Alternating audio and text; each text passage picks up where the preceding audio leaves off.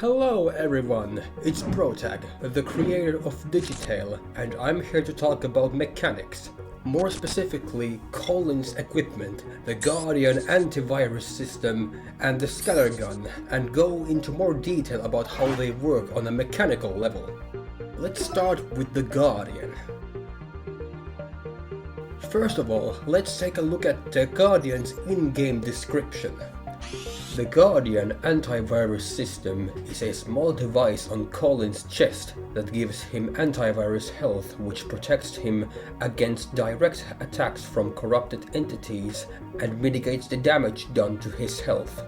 Keep in mind that Guardian cannot protect you from pure-coded threats.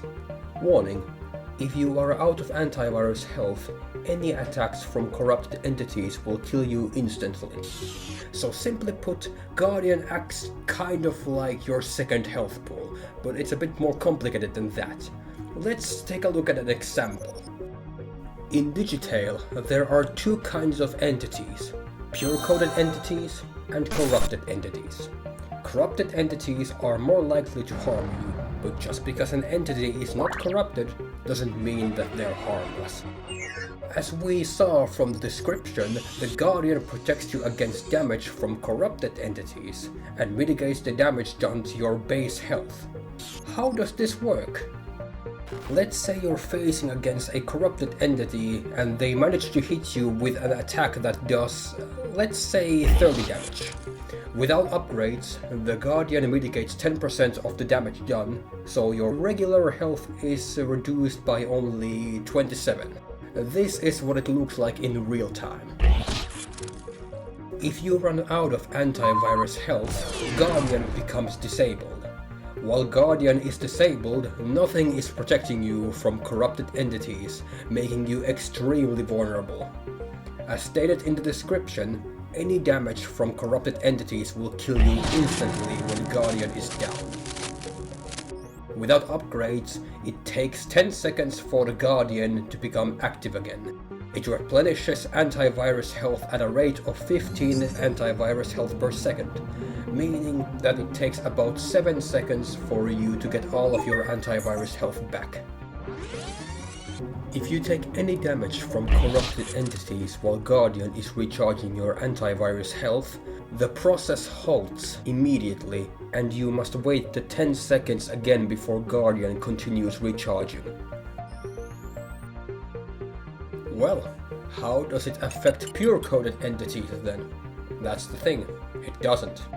Let's say you're up against a pure-coded entity. Well, first of all, you should be running, but let's just say your keyboard stopped working or something. So, the pure-coded entity hits you with an attack that deals 30 damage. Since it's pure-coded, not corrupted, Guardian does nothing.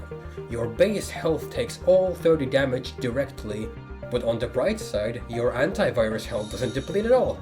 Just to be 100% crystal clear with everyone, you will die when your base health reaches 0, no matter if you still have antivirus health or not. Now, let's move on to the scanner gun, your main weapon, although it was not really designed for combat. Let's take a look at the in-game description.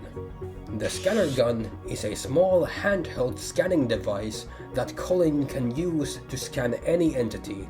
Scanning entities adds them to the Digilog. Corrupted entities can be banished after being scanned.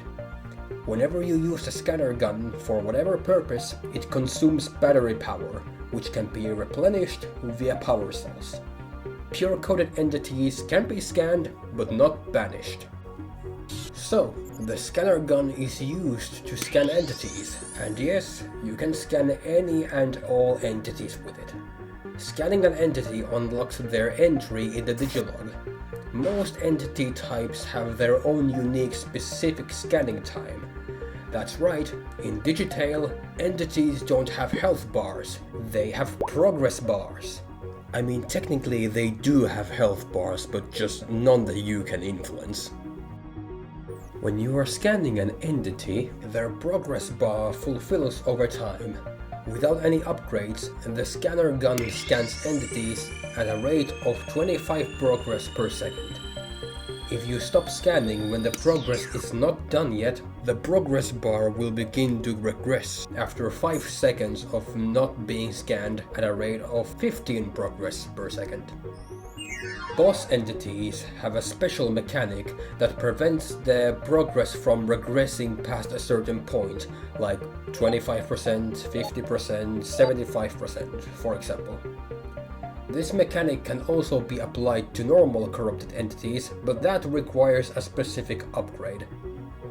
Once a corrupted entity's scanning process reaches 100%, you can use the scanner gun's secondary function, Banishment.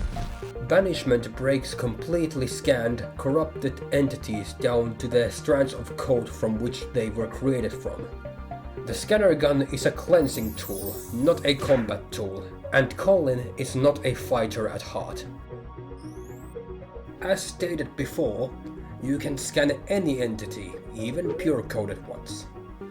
Filling their progress bar unlocks their entry in the digilog, sure, but that's it. You cannot banish them. But why? When you scan a pure-coded entity, the scanner gun determines that their code has not been corrupted, so banishment is unnecessary. Thus, you cannot banish pure-coded entities. Another mechanic of the scanner gun is that once you have scanned one entity of a certain entity type, from that point on, you can scan that entity type 50% faster. Let's take a look at an example. Let's say you are against 2 corrupted grunts and 1 corrupted brute. These are not real enemies in Digital, but just examples. When you successfully scan a corrupted grunt,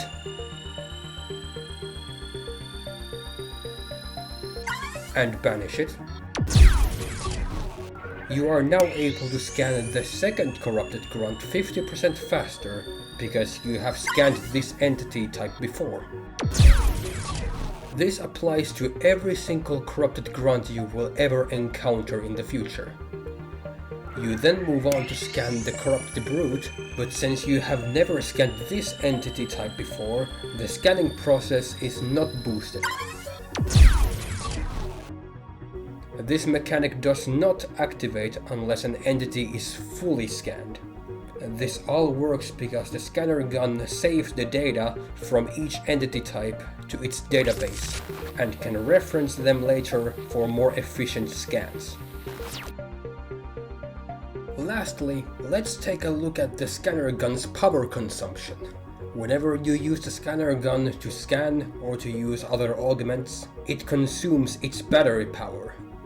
Without upgrades, the scanner gun has a maximum power capacity of 100 power and uses power at a rate of 10 power per second while scanning.